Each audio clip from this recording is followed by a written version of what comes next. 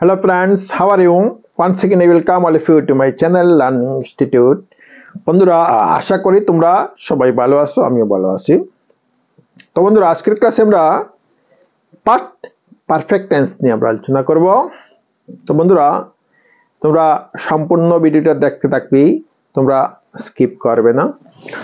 তো বন্ধুরা past perfect tense কি? পাস্ট পারফেক্ট টেন্স হলো সেই টেন্স যে টেন্সে অতীতে কোনো দুইটা কাজের মধ্যে যে কাজ প্রথমে হয়েছিল সেই কাজ সম্পর্কে আমাদেরকে ব্যাখ্যা করে, তো সেই কাজ সম্পর্কে আমাদেরকে জানায়। তো পাস্ট পারফেক্ট টেন্স আমরা কখন ব্যবহার করব? যখন একই সঙ্গে আমরা অতীতের দুইটা কথা আমরা প্রকাশ করব, তার মধ্যে যেটা প্রথমে হয়েছিল সেটা আমরা পাস্ট পারফেক্ট টেন্সে প্রকাশ করব এবং যেটা পরে হয়েছিল সেটা আমরা পাস্ট ইনডিফিনিট টেন্সে প্রকাশ করব। তো আজকে আমরা পাস্ট পারফেক্ট টেন্সের পজিটিভ সেন্টেন্সের গঠন প্রণালী, নেগেটিভ সেন্টেন্সের গঠন প্রণালী এবং সবশেষে আমরা ইন্টারোগেটিভ সেন্টেন্সের গঠন প্রণালী নিয়ে আমরা আলোচনা করব। তো তোমরা সম্পূর্ণ ভিডিওটা দেখতে থাকবে। তো বন্ধুরা আমরা প্রথমে পজিটিভ সেন্টেন্সের আমরা কি করব? আমরা কনস্ট্রাকশন প্রসিডিওর আমরা দেখব। তো পজিটিভ সেন্টেন্সের ক্ষেত্রে প্রথমেই আমরা subject plus helping verb had. First perfect টেন্সে শুধুমাত্র হেল্পিং ভার্ব হেডের ব্যবহার হয়। তারপরে B3 অর্থাৎ past participle of the verb, ভার্বের থার্ড যে ফর্ম সেই ফর্মটা ব্যবহার করা হয়, প্লাস যদি বাক্যের মধ্যে অবজেক্ট থাকে আমরা সেটা অ্যাড করব। তো সাবজেক্ট, হেড, ভার্বের পাস্ট পার্টিসিপল এবং অবজেক্ট। এখন যে কোনো সাবজেক্টের ক্ষেত্রে হেড ব্যবহার করা হয়। Suppose I subject, I head.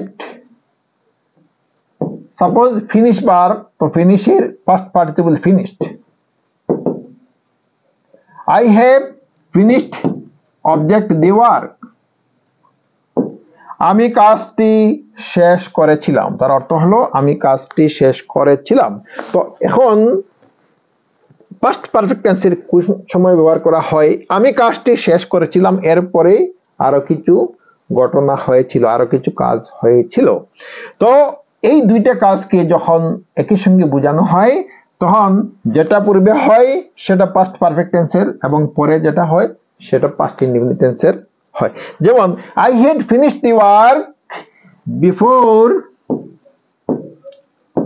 অর্থাৎ যেটা পূর্বে হয় পাস্ট পারফেক্ট টেন্স, আমরা পাস্ট পারফেক্ট টেন্স আমরা লিখলাম। তো before my friend came. I had finished the work before my friend came. আমার বন্ধু আসার পূর্বে আমি কাজটি শেষ করেছিলাম। তো এখানে বন্ধু আসাটা পরে এবং আমার কাজ শেষ করাটা পূর্বে হয়েছিল, এই জন্যই পূর্বে যেটা কাজ শেষ হয়েছিল সেটা আমরা পাস্ট পারফেক্ট টেন্সে দেখাবো এবং পরে যেটা সেটা পাস্ট ইনডিফিনিট টেন্সের দেখাবো। এখন আমরা বিফোর ইউজ করে দেখালাম, এখন যদি আমরা আফটার ইউজ করেও দেখানো যায়, তো আফটার যখন ইউজ করব তখন এই পোরশনটা আমরা কি করব? স্টার্টিং এ লিখব। যেমন my friend came after I had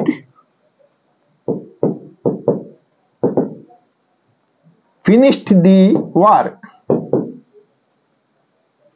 তো my friend came after I had finished the work এর অর্থ হলো আমি কাজ শেষ করার পরে আমার বন্ধু এসেছিল। অর্থাৎ এখানেও কি একই অর্থ, বন্ধু আসাটা পরে হয়েছিল, আমার কাজ শেষ করাটা পূর্বে হয়েছিল। তো বন্ধুরা আমরা দেখলাম যে পজিটিভ সেন্টেন্সের ক্ষেত্রে কিভাবে আমরা পাস্ট পারফেক্ট টেন্সের আমরা ব্যবহার করতে পারি সেই জিনিসটা আমরা দেখলাম। এখন আমরা নেগেটিভ সেন্টেন্সের ক্ষেত্রে আমরা দেখব পাস্ট পারফেক্ট টেন্সের গঠন প্রণালী বা কিভাবে সেটার ব্যবহার হয়। নেগেটিভ সেন্টেন্স সেই ধরনের সেন্টেন্স যে সেন্টেন্সে নট, নো, নাথিং, নবডি এই ধরনের শব্দ ব্যবহার করা হয় সেগুলো হয় নেগেটিভ সেন্টেন্স। তো নেগেটিভ সেন্টেন্সের ক্ষেত্রে হেডের পরে আমরা কি করব? আমরা নটের ব্যবহার করব। হেল্পিং ভার্ব হেডের পরে কি লাগবে? নট লাগবে। নট, তারপরে লাগবে B3 ভার্বের থার্ড ফর্ম পাস্ট পার্টিসিপল, তারপরে যদি অবজেক্ট থাকে আমরা সেটা অ্যাড করব। তো সাবজেক্ট সাপোজ হি, এখানে যে কোনো সাবজেক্ট হোক হেড ব্যবহার করা হয়। He had not finished the work. He had not finished the work. সে কাজ শেষ করে নাই। তো এই ক্ষেত্রে আমরা কি করব? আমরা আফটার বিফোর অ্যাড করতে পারবো। যেমন he had not finished the work before I came. আমি আসার পূর্বে সে কাজ কি করতে পারে নাই? শেষ করিতে পারে নাই। তো আমরা নট ইউজ করে আমরা পাস্ট পারফেক্ট টেন্সের বাক্যটাকে আমরা দেখালাম। এখন আমরা আফটার ইউজ করে আমরা সেই জিনিসটা দেখাতে পারবো। I came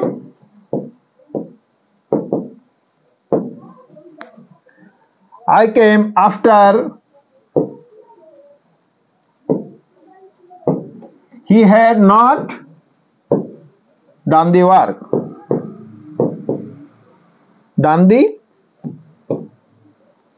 work.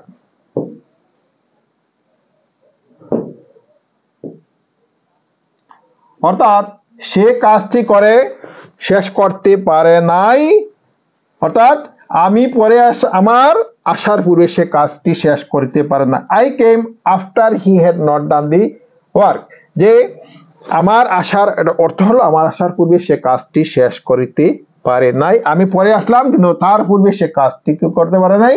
শেষ করিতে পারে নাই।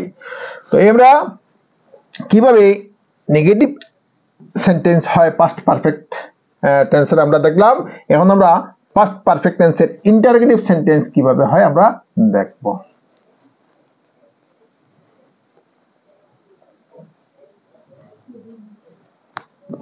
তো যখন ইন্টারোগেটিভ সেন্টেন্স হয় এবং যদি সেন্টেন্সের মধ্যে কি থাকে? হেল্পিং ভার্ব থাকে, তো কি করতে হয়? প্রথমে হেল্পিং ভার্ব বা অক্সিলারি ভার্বের ইউজ করতে হয়। তো এখানে হেড আছে, তো হেড আমরা প্রথমে ইউজ করব। Had plus subject plus B3 ভার্বের পাস্ট পার্টিসিপল এবং লাস্টে কি লাগবে? কোয়েশ্চন মার্ক লাগবে, ইন্টারোগেটিভ সাইন লাগবে। তো had he come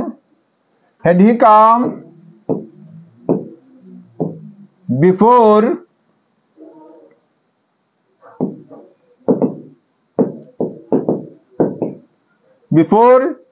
had he come before his friend went, last question mark হবে। তো had he come before his friend went, যে সে তাহার বন্ধু যাওয়ার পূর্বে সে কি এসেছিল? had he come before his friend went, যে তাহার বন্ধু যাওয়ার পূর্বে সে কি এসেছিল। তো এইভাবে আমরা যে অতীতের দুটা কাজের মধ্যে আমরা যে কাজটা পূর্বে হয় সেই কাজটা দেখানোর ক্ষেত্রে আমরা কি করতে পারি? আমরা পাস্ট পারফেক্ট টেন্সের আমরা ইউজ করতে পারি। এখানে আমরা ইন্টারোগেটিভ সাইনের ক্ষেত্রে সেন্টেন্সের ক্ষেত্রে আমরা ব্যবহার করলাম had he come before his friend went, যে তাহার বন্ধু যাওয়ার পূর্বে সে কি এসেছিল। আমরা বিফোর ইউজ করলাম। এখন আমরা কি করতে পারি? আফটার ইউজ করে আমরা দেখাতে পারি his friend went after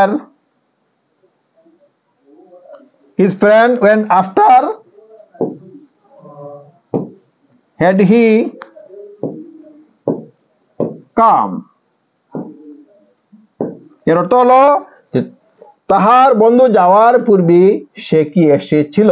had he come, his friend went after had he come, যে সে যাওয়ার পূর্বে কি তার বন্ধু এসেছিল। তো বন্ধুরা, তো এইভাবে আমরা পাস্ট পারফেক্ট টেন্সের আমরা পজিটিভ সেন্টেন্সের ক্ষেত্রে, তারপরে নেগেটিভ সেন্টেন্সের ক্ষেত্রে, তারপরে ইন্টারোগেটিভ সেন্টেন্সের ক্ষেত্রে আমরা ব্যবহার করতে পারি। তো তোমরা ভালো করে ভিডিওটা দেখে নিবে, তোমাদের কনসেপ্টটা ক্লিয়ার হয়ে যাবে।